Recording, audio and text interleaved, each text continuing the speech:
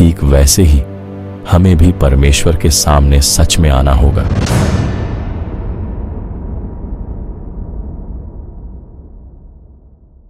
मैं आत्मसमर्पण कैसे करूं?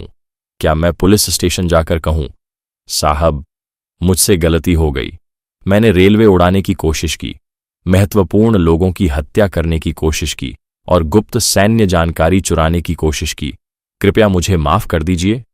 नहीं, एक जासूस ऐसे आत्मसमर्पण नहीं करता।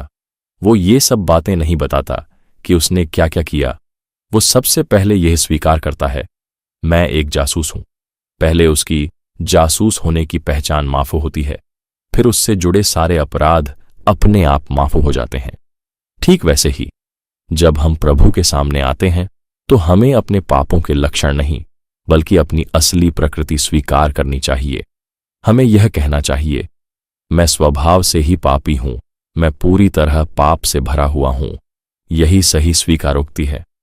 पुराने नियम में राजा दाऊद की कहानी आती है। उसने व्यभिचार किया, वह अपने पाप से बहुत दुखी था, लेकिन उसने परमेश्वर के सामने क्या कहा? क्या उसने कहा, मैंने यह किया, मैंने वो किया? नहीं। भजन संहिता 51:5 में वह कहता है, देख मैं अधर्म में उत्पन्न हुआ और पाप में मेरी माता ने मुझे गर्भ में धारण किया। उसने अपने कर्म नहीं गिनाए, उसने अपनी प्रकृति स्वीकार की। पाप के परिणाम को मानना और पाप की प्रकृति को मानना, इन दोनों में बहुत फर्क है। अगर कोई मुझसे पूछे, क्या तुम्हें गाड़ी चलानी आती है, और मैं कहूं हां, लेकिन मुझे इंडिकेटर चलाना नहीं आता, इग्निशन नहीं आता, गाड़ी मोड़ना नहीं आता, तो इसका मतलब क्या हुआ? सच्चाई तो यह है, मुझे गाड़ी चलानी आती ही नहीं।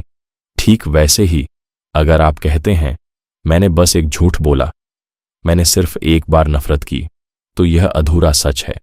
सच्चाई यह है, हम पूरी तरह पाप से भरे हुए हैं। हम पाप के पेड़ हैं, पाप के बीज हैं। हम चाहे जितनी कोशिश करें, हम खुद को नहीं बदल सकते। हमें एक नया हृदय चाहिए जो पाप न करे।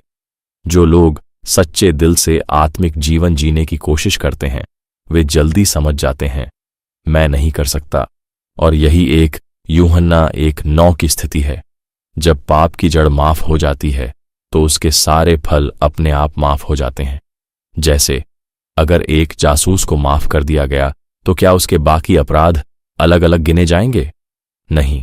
इसलिए बाइबल कहती है, यदि हम अपने पापों को मान लें, 1 यूहन्ना 1:9, यह कर्म गिनाने की बात नहीं है।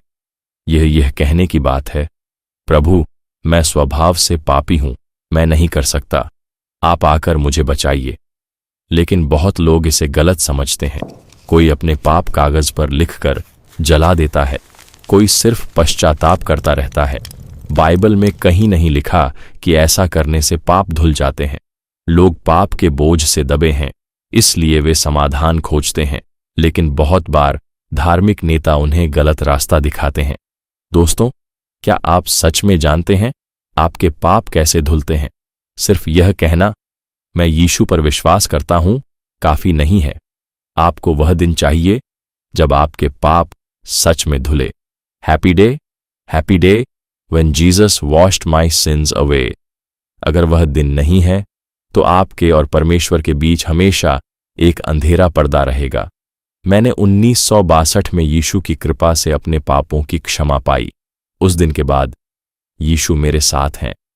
पहले मैं बदलने की कोशिश करता था और बार बार गिर जाता था, लेकिन अब यीशु मेरे अंदर रहते हैं। पाप पर विजय पाने का तरीका क्या है? आप जीत कर नहीं, हार कर जीतते हैं। जब आप स्वीकार करते हैं, मैं नहीं कर सकता, तभी प्रभु आपकी मदद करते हैं। जो खुद लड़ने की कोशिश करता है, उसे परमेश्वर मदद नहीं कर सकते, लेकिन जो हार मानता है, उसे प्रभु उठा लेते हैं। एक उदाहरण सुनिए। एक गांव में बच्चे एक तेंदुए के बच्चे के साथ खेलते थे। उसे कभी मांस नहीं खिलाया गया, इसलिए वह शांत लगता था। लेकिन एक दिन जब उसने खून का स्वाद चखा, उसका असली स्वभाव बाहर आ गया और उसने बच्चों को मार डाला। तेंदुआ तेंदुआ ही रहता है, भले ही वह बाहर से शांत दिखे, उसकी प्रकृति नहीं बदलती। ठीक वैसे ही हमारे अंदर भी पाप की प्रकृति है। इसलिए यीशु केवल हमारे कर्मों को नहीं बल्कि हमारी पापी प्रकृति को समाप्त करने आए। उन्होंने क्रूस पर लहू बहाया ताकि हम पाप से पूरी तरह मुक्त हो सकें। अगर आप पाप से मुक्त नहीं हैं तो आप अभी भी पाप के दास हैं।